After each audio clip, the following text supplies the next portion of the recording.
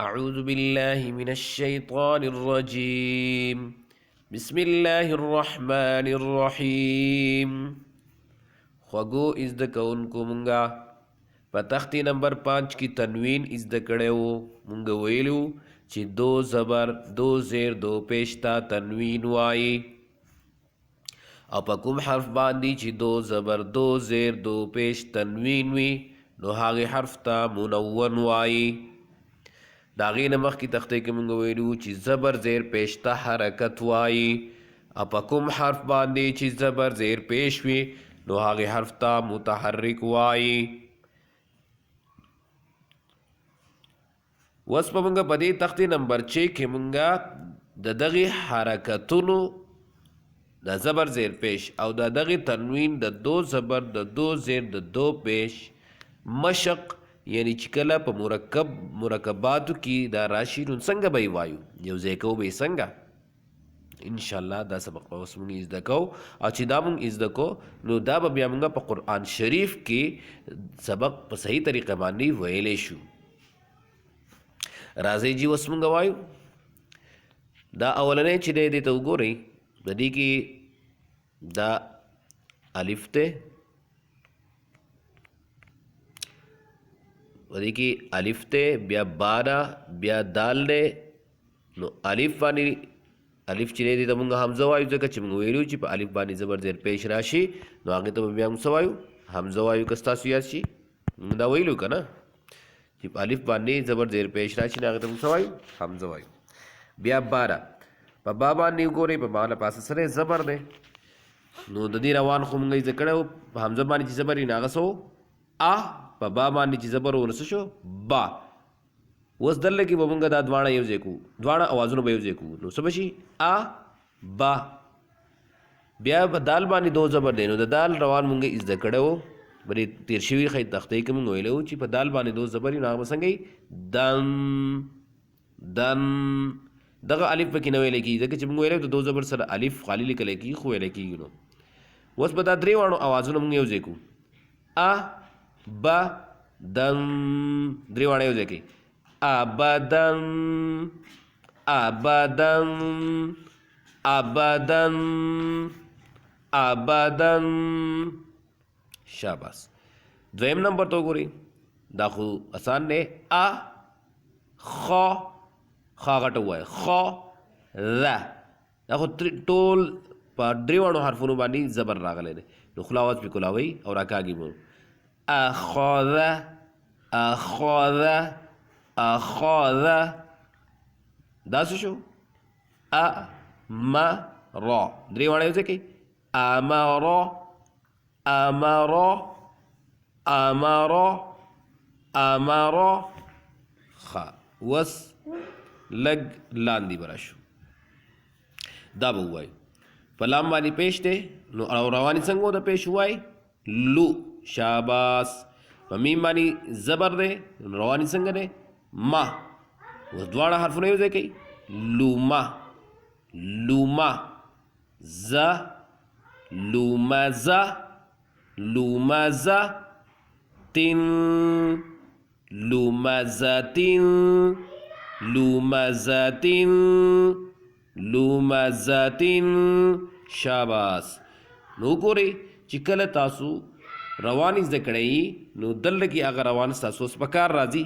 چې څنګه حرکت دی او څنګه تنوین دی هغه شان د هغې روان دی لکه اوس دا موږ ووایو سو رو رون درې واړه یو ځای کوي سرورون سرورون هغه زړه خبره ده چې کوم دا شنه ورکړي دي دا به غټ غټ وایي سرورون دا را به ځکه غټه وایي چې به را باندې پیش راغلی دی دا بله را به ځکه مونږ غټه وایي چې په دې باندې دو پیش راغلی دی کله چې په را باندې زبر او پیش دو زبر او دو پیش راشي نو هغه به غټه ویلی کېږي دغه شان طا خو غټ حرف دی طو او ون دا یا پکې نه ویلی کېږي ځکه چې د یا له پاسه باندې زبر زیر پیش نشته د تنوین سره یا لیکلی کېږي خو ویلی کېږي نه دو زبر تنوین سره دا به څنګه وایي طوون طوون طوون طوون دا وای ع د لا عدل عدل عدل دا وای عبس عبس عبس عبس خجی دا وای نو دا عین باندې لپاسه دا یو نخ راغلی دا به کې موږ نه دا ویلی سکون لہذا دا لفظ چې دا به وروسته چې کله د دین وروسته بله تختې را روانه تختې نمبر 7 په هغې کې سکون زده کو نو بیا به موږ دا به پکې وروسته ووایو که خیر انشاءالله امید لرم چې تاسو به په دې باندې پوه شوي صحیح ده جي په قرآن شریف کې داسې راغلی چې دا الف والا حمزه او زبري پې او نون او نون سره دا الف وي او په نون باندې زبري نو دلته کې دا نون چې دی د دې سره الف وي نو د دې قاعده بیا به موږ وایو چې د نون سره چې الف راشي هغه راښکولی کېږي که نه د زبر سره چې الف راشي دلته کې به دا نه راښکولی کېږي یعنې دا الف به کې نه ویلی کېږي نه به صحیح انا انا انا انا انا دا ووایي اذینا اذینا دا ووایي رفع دا ووایي وسطا وسطا شاباس په دې باندې مشق وکړئ او انشاءالله چې دا به تاسو زده شي او په قرآن شریف کې به بیا د ښکلی آزاد ویلی شي زبر زیر پیش دو زبر دو زیر دو پیش به آزاد ویلی شي انشاءالله د الله نه امید دی چې څوک محنت کوي د هغه محنت چرته هم نه ضایع کېږي او هغه صحیح کېږي خو په دې باندې به په قرآن شریف کې ځان نه مشق وکړئ د دې نه وروستو زه تاسو ته په دې کې یو خبره بیا کوم هغې ته غوږ کېروئ هغه دا ده چې کله هم دو زبر دو زیر دو پیش راشي نو په قرآن شریف کې به مونږه په هغې کې داسې کار کوو چې په هغې باندې به مونږ څه کوو په آخره کې ودرېږو او دغې ودرېدو ته وقف وایي دا به بیا وروسته یې زده کړو لکه اوس ګوره دلته کې مونږ څه وویلو ابدن ابدن په قرآن شریف کې چې کله داسې راشي نو بیا اکثر په دې باندې مونږ ودرېږو په حساب کې اخلو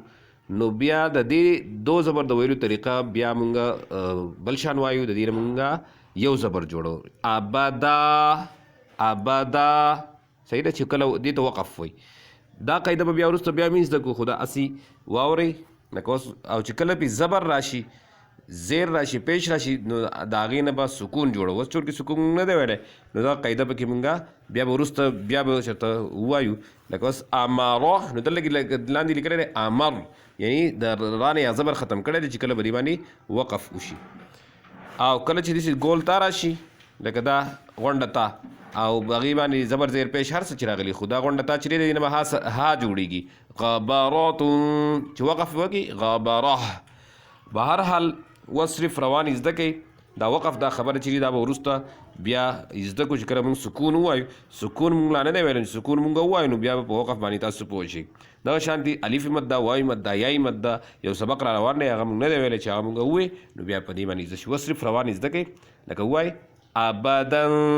دا ووایي غبرة كرمة لمزة